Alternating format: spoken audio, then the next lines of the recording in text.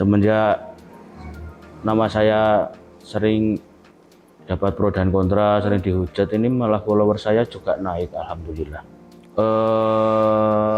Banyak sih Kak, seperti mobil mungkin ya. Momen paling berkesan itu saya melihat Mas Bri meneteskan air mata waktu di Jawa Barat. Mungkin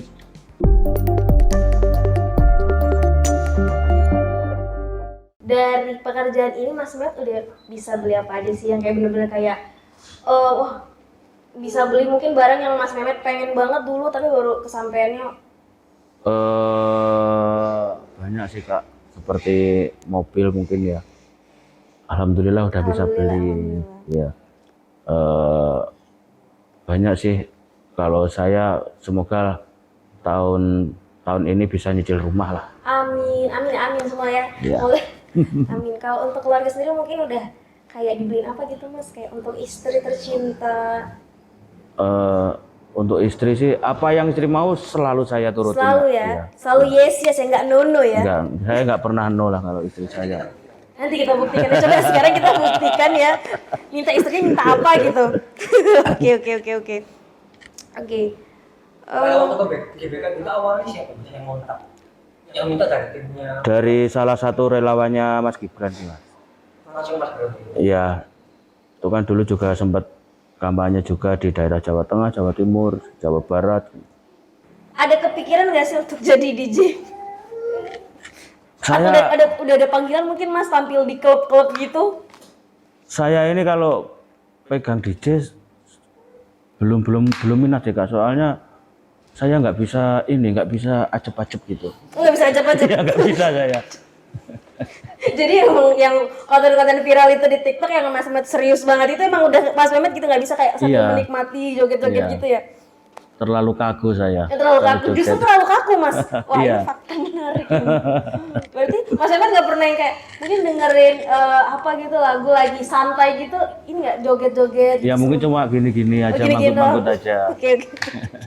Jadi menarik, jadi Mas Mehmet operator yang meracik semua lagu musik-musik ini, tapi justru Iya, nggak saya begitu ini ya. Saya nggak bisa joget saya. Oke. Kan bisa jadi image baru. Iya. DJ yang DJ. DJ yang cuma gini-gini. Itu foto-foto juga kira kalau yang Mas Mehmet lihat tuh ngambil di mana sih sebenarnya, kayak foto-foto saya tuh banyak banget gemoy-gemoy. Kebanyakan dari sosial media Sosial Kak, dari media. Facebook kebanyakan. Oke. Dan Mas Mehmet udah nggak mempermasalahkan itu. Iya, saya nggak mempermasalahkan. Sama aja ya. Anak itu udah liatin belum Mas, ini punya ini papa photocard papa loh. Belum. Istri gitu. Yes. Saya juga nggak nyangka kok yang beli juga banyak, untuk apa gitu. Berarti fans Mas Mehmet banyak banget. Alhamdulillah. Semenjak nama saya sering dapat pro dan kontra, sering dihujat, ini malah follower saya juga naik, alhamdulillah. Jadi Naik lagi? iya, Jadi walaupun ada yang hujat bodo amat ya. bodo amat, Penting asalkan rezeki tetap mengalir. asalkan apa yang kita lakukan Tidak merugikan. Iya, tidak merugikan orang lain. Benar. Kan biasa tuh sering banyak tuh Mas tawarin jadi ikut mau nggak main film bareng gitu. Kemarin udah ada Kak. Oh ya? Iya. Diajak main video klip penyanyi gitu. Oh, bisa spill nggak Mas? Cuma saya ini sih jadwalnya kan musim-musim ini musim karnaval juga, jadi saya juga repot gitu. Belum ketemu jadwalnya. Oke, tapi kalau misalnya nanti ketemu gitu jadwal yang pas, berarti Mas Mehmet nih sebenarnya walaupun di tengah banyak banget tawaran mungkin syuting video klip, terus juga diundang di televisi, di podcast, Mas Mehmet itu tetap ini ya kayak tetap senang untuk fokus di sini lah gitu.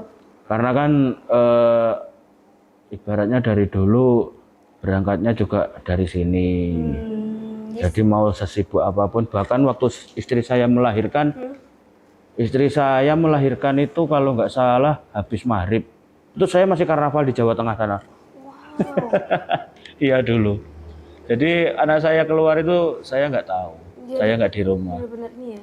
Kalau kepikiran meninggalkan nggak ada, Kak. Soalnya ya mungkin ikatan emosional saya sama Mas Bri itu udah sangat baik gitu. Mas Mehmet kan dari awal nih selalu mention kedekatan sama Mas Bre kan. Seberapa solidnya nggak sih maksudnya pertemanan Mas Mehmet sama Mas Bre? Pasti kan kayaknya kalau saya dengar-dengar ini bukan cuma sekedar partner kerja ya, Iya. itu udah kayak mungkin keluarga. Iya, kayak keluarga, dan sedikit banyak itu juga kalau ada masalah apapun, masalah bukan hanya di pekerjaan, itu saya sering minta bantuan sama Mas Bre. Bos, ini saya kok gini, enaknya gimana ya gitu. Saking mungkin emang udah deket dari dulu lah, Kak. Momen paling berkesan itu saya melihat Mas Bre meneteskan air mata waktu di Jawa Barat. Mungkin beliau juga berpikiran, loh kok saya bisa sampai sini, mungkin itu yang paling berkesan. Mana di GBK itu? Iya. Kalau Mas Bre waktu nangis itu kalau nggak salah waktu nyampe Bekasi, kan kita Jawa Barat 3 kali, Bekasi, GBK, sama itu waktu pelantikan itu. Oke. Berarti Mas Mehmet nih bisa dibilang mungkin memulai karir bareng Mas Bre itu kayak bareng apa ya? Sama-sama dari nol gitu ya? Iya, karena saya dulu kan juga tahu waktu pertama kali Mas Bre bikin sound itu banyak yang ibaratnya banyak yang nggak suka lah, banyak yang menghujat, lu ngapain buat sound, karakternya juga nggak jelas. Cuma dia bisa membuktikan lah kalau dengan karakter yang nggak jelas ini bisa di tahap yang sekarang gitu. Gitu ya? Oke. Mas Mehmet sendiri mungkin yang membedakan gitu Mas Mehmet sama mungkin operator-operator yang lainnya gitu yang menjadi kayak ciri khas dari Mas Mehmet dan Mas Bre itu apa sih Mas Bre? Ciri khasnya mungkin apa ya, sebenarnya sama aja Kak, sama aja.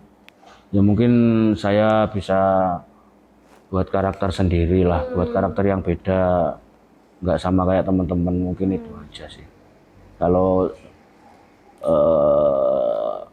sebagian besar hampir sama. Berarti emang sebenarnya ini juga apa ya, jadi operator kayak Mas Mehmet itu kan nggak boleh disepelein ya, maksudnya harus punya juga ada skillnya gitu. Iya, ya ibaratnya masakan lah Kak, kan banyak yang jualan nasi goreng tapi rasanya kan beda-beda. Benar-benar. Ya operator saya juga gitu. Punya ciri khas sendiri lah Iya, ya Mas. punya ciri khas masing-masing. Oke, terus kalau Mas Mehmet sendiri kan dulu ayah juga ternyata berkecimpung di dunia Iya. ini ya. Mas Mehmet mungkin kepikiran nggak mungkin nanti kan kalau udah mungkin semakin tua, mungkin Mas Mehmet pengen bikin perusahaan sendiri mungkin Iya. biar yang nerima udah yang anak-anak muda lagi gitu atau gimana? Saya malah kepikirannya pengen bikin kolam pancing. Oh iya? Ya soalnya saya itu nggak tahu, random orangnya, dan saya suka mencoba hal yang baru gitu. Kok enak masa tua nanti sama ngelihatin kolam banyak ada ikannya gitu. Nggak tahu kenapa kok bisa pikiran kayak gitu. Oh iya.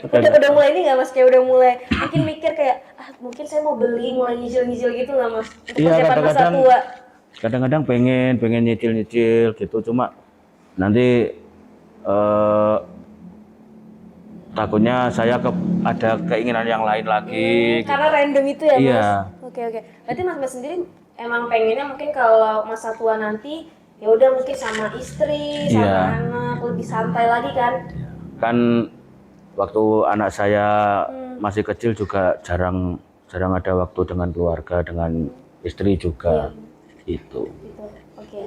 Mas Mehmet mungkin kalau dari sekarang gitu 5 tahun ke depan Mas Mehmet pengennya gimana sih? Maksudnya, apakah masih berkecimpung di sound horeg atau masih aktif gitu kayak ikut karnaval segala macam atau gimana Mas? Kalau ikut di sound horeg sih, selama Mas Bre membutuhkan saya, selama Mas Bre masih ingin